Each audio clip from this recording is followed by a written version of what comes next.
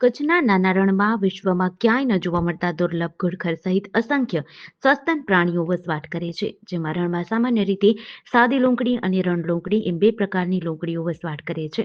રણમાં આવેલા કુલ 74 પ્રકારના વિવિધ બેટોમાંથી પુંબ બેટ પર થોડા દિવસો અગાઉ દુર્લભ રણ લોંકડીના એકસાથે 9 જીવન દર મળી આવ્યા હતા.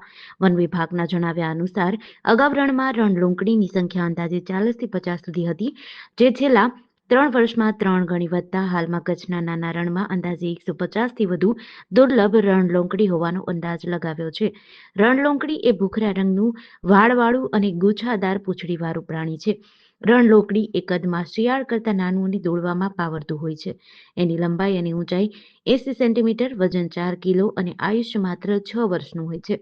તે સામાન્ય રીતે સૂકા, પાંખા જાડીવાળા જંગલ અને વીડમાં જોવા મળે છે. લોંકડી જમીનમાં દર બનાવીને રહે છે. દરમાં એકથી વધુ પ્રવેશદ્વાર હોય છે. આ પ્રાણી મોટે ભાગે જોડીમાં જોવા મળે છે. સાંજના સમયે રણલોંકડી તીખા અને તેના અવાજથી પોતાની ઉપસ્થિતિ દર્શાવે છે. રાત્રે અને સાંજે વિશિષ્ટ અવાજો સાથે ખોરાકની શોધમાં નીકળે છે. માનવીય ખલેલથી પર એવા કચ્છના નાના રણમાં અગાઉ રણમાં અંદાજે 40થી 50ની સંખ્યામાં રણલોંકડી હતી.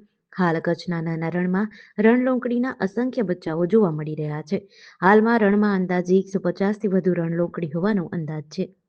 જીડીસી ન્યૂઝ સાથે જયેન્દ્રસિંહ ઝાલા, લખતર.